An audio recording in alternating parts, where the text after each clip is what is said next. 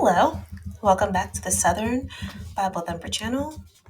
For this upload, we will be reading Numbers chapter 29. In the seventh month, on the first day of the month, ye shall have an holy convocation. Ye shall do no servile work. It is a day of blowing the trumpets to you. And ye shall offer a burnt offering for a sweet savor unto the Lord, 1 young bullock, 1 ram, and 7 lambs of the first year without blemish. And their meat offering shall be of flour mingled with oil, 3/10 deal for a bullock, and 2/10 deals for a ram, and 1/10 deal for 1 lamb throughout the 7 lambs, and 1 kid of the goats for a sin offering, to make an atonement for you. Beside the burnt offering of the month, and his meat offering, and the daily burnt offering, and his meat offering, and their drink offerings, according unto their manner, for a sweet savor, a sacrifice made by fire unto the Lord. And ye shall have on the 10th day of the 7th month an holy convocation. Ye shall afflict your souls, ye shall not do any work therein, but ye shall offer a burnt offering unto the Lord for a sweet savor, 1 young bullock, 1 ram, and 7 lambs of the first year. They shall be unto you without blemish, and their meat offering shall be of flour mingled with oil, 3/10 deals to a bullock, and 2/10 deals to 1 ram, a several 10th deal for 1 lamb throughout the 7 lambs, 1 kid of the goats for a sin offering, beside the sin offering of atonement, and the continual burnt offering, and the meat offering of it, and their drink offerings. And on the 15th day of the 7th month ye shall have an holy convocation. Ye shall do no servile work, and ye shall keep a feast unto the Lord 7 days. And ye shall offer a burnt offering, a sacrifice made by fire, of a sweet savor unto the Lord, 13 young bullocks, 2 rams, and 14 lambs of the first year. They shall be without blemish. And their meat offering shall be of flour mingled with oil, 3/10 deals unto every bullock of the 13 bullocks, 2/10 deals to each ram of the 2 rams, and a several 10th deal to each lamb of the 14 lambs, and 1 kid of the goats for a sin offering, beside the continual burnt offering, his meat offering, and his drink offering. And on the 2nd day he shall offer 12 young bullocks, 2 rams, 14 lambs of the first year without spot, and their meat offering and their drink offerings for the bullocks, for the rams, and for the lambs shall be according to their number, after the manner. And 1 kid of the goats for a sin offering, beside the continual burnt offering, and the meat offering thereof, and their drink offerings. And on the 3rd day 11 bullocks, 2 rams, 14 lambs of the first year without blemish, and their meat offering and their drink offerings for the bullocks, for the rams, and for the lambs shall be according to their number, after the manner. And 1 goat for a sin offering, beside the continual burnt offering, and his meat offering, and his drink offering. And on the 4th day 10 bullocks, 2 rams, and 14 lambs of the first year without blemish. Their meat offering and their drink offerings for the bullocks, for the rams, and for the lambs shall be according to their number, after the manner. And 1 kid of the goats for a sin offering, beside the continual burnt offering, his meat offering, and his drink offering. And on the 5th day 9 bullocks, 2 rams, and 14 lambs of the first year without spot, and their meat offering and their drink offerings for the bullocks, for the rams, and for the lambs shall be according to their number, after the manner. And 1 goat for a sin offering, beside the continual burnt offering, and his meat offering, and his drink offering. And on the 6th day 8 bullocks, 2 rams, and 14 lambs of the first year without blemish. And their meat offering and their drink offerings for the bullocks, for the rams, and for the lambs shall be according to their number, after the manner. And 1 goat for a sin offering, beside the continual burnt offering, his meat offering, and his drink offering. And on the 7th day 7 bullocks, 2 rams, and 14 lambs of the first year without blemish, and their meat offering and their drink offerings for the bullocks, for the rams, and for the lambs shall be according to their number, after the manner. And 1 goat for a sin offering, beside the continual burnt offering, his meat offering, and his drink offering. On the 8th day ye shall have a solemn assembly. Ye shall do no servile work therein, but ye shall offer a burnt offering, a sacrifice made by fire, of a sweet savor unto the Lord, 1 bullock, 1 ram, 7 lambs of the first year, without blemish. Their meat offering and their drink offerings for the bullock, for the ram, and for the lambs shall be according to their number, after the manner. And 1 goat for a sin offering, beside the continual burnt offering, and his meat offering, and his drink offering. These things ye shall do unto the Lord in your set feasts, beside your vows, and your free will offerings, for your burnt offerings, and for your meat offerings, and for your drink offerings, and for your peace offerings. And Moses told the children of Israel according to all that the Lord commanded Moses. Summarizing Numbers chapter 29, this is a continuation of laws that God has given Israel. We have to remember that Israel is a previously enslaved group of people. They have no claim to their land, or that the land that they were in Egypt. So because they could not control their lives, they could not honor God's commandments, because a lot of these, God is telling them not to work this day, not to work that day, eat like this, so, and make all these sacrifices. If they live in a society that has enslaved them and doesn't respect their beliefs, they're not going to be able to honor God. So the story goes that when the famine was rife all over the world, Joseph had favor in Egypt, even though he was sold into slavery, and he was able to bring his family over. The Egyptians welcomed those Hebrews, and after years of living together, the number of Hebrews grew, and the Egyptians began to feel intimidated by their number and enslaved them simply for their capacity.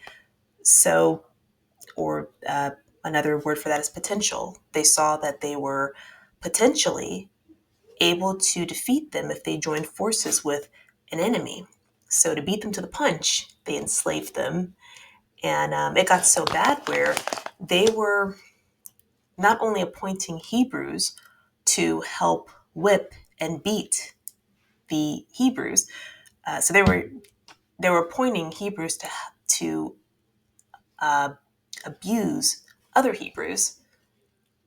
So we already saw that in Exodus chapter 1 with the two midwives who were assigned to, the most intimate time of a Hebrew woman's life when she's having a child. They're supposed to come in as if they're going to assist her and kill the child if it's a male. So just want to point out that the Israelites were not enslaved because their hair or the way they sounded or they had some other defect that after a while, the problem someone else is copying and doing it over. Like, that wasn't why they were enslaved. They were enslaved simply because they were feared. The Egyptians saw their capacity and enslaved them to make sure that they never realized it themselves or had the tools to do anything about it, even if they did realize it. So the Israelites were enslaved for over 400 years, and God delivered them from slavery. And in the book of Numbers, tried to give them a promised land that they could occupy and create their own society in. They didn't have the right attitude, so God said, I'll wait until the next generation comes. So God's solution for previously enslaved people was to get out of the society that they were enslaved in and to create their own society. That way, they're free to create the society that they want, create the work schedule that they want, honor God the way that they want. But if they were to integrate with the Egyptians, they would have to take into account the Egyptian belief system, the Egyptian work system. They would have to take someone else's lifestyle into account. Whereas staying independent and owning their own area, sometimes I think about that with African Americans. Oh, but you know what? Even in Africa, there was apartheid. So, I mean, what land? But this is why I say, let's just go to God. Because if you're in a pickle and you can't get out, God is here.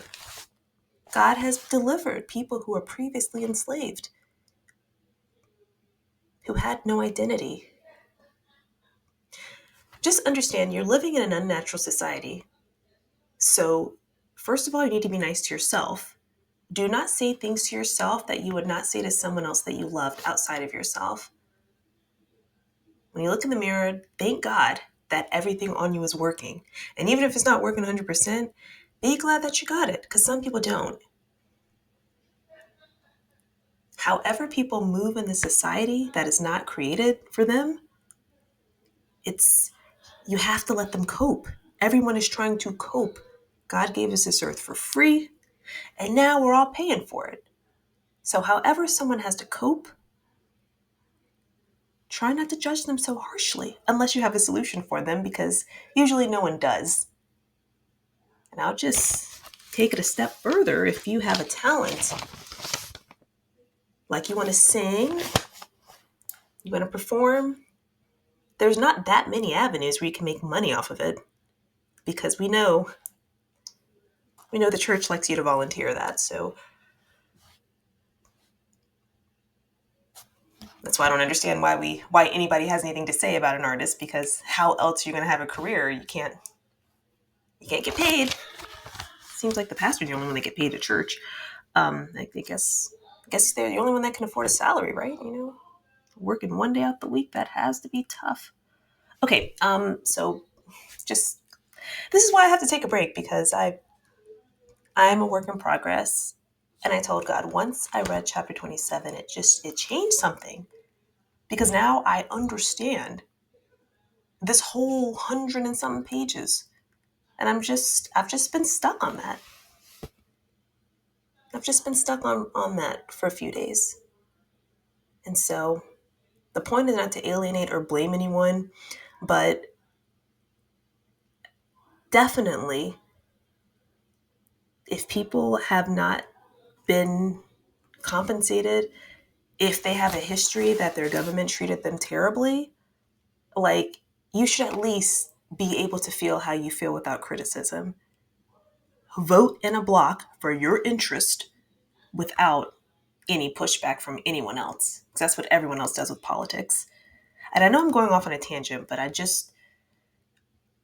everyone bullies the government into doing what they want, and it's only one group of people who feel guilty. They make you feel guilty so that you won't do it. You see, in the LGBT, they took the rainbow out of the Bible and used it for their own gain, and then always demanding respect. Okay, that's why. It's why I have to take a break. Okay, so chapter 29. God continues detailing what ceremonies that the Israelites are to keep and what materials to use. In verse 1, we have the first day of the 7th month, that is the blowing of trumpets. Verse 7, the 10th day of the 7th month, where you must afflict your souls. Verse 12, the 15th day of the 7th month, the 7-day feast.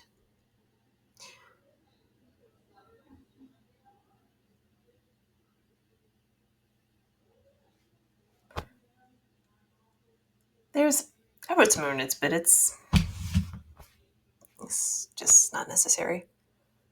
So, chapter 28, chapter 29, God is giving the Israelites those ceremonies that he's reminding them of what to keep, because we have to remember the Israelites that were counted in chapter 21, the census, those people are no longer. This is a whole new generation, so God is having to repeat these again.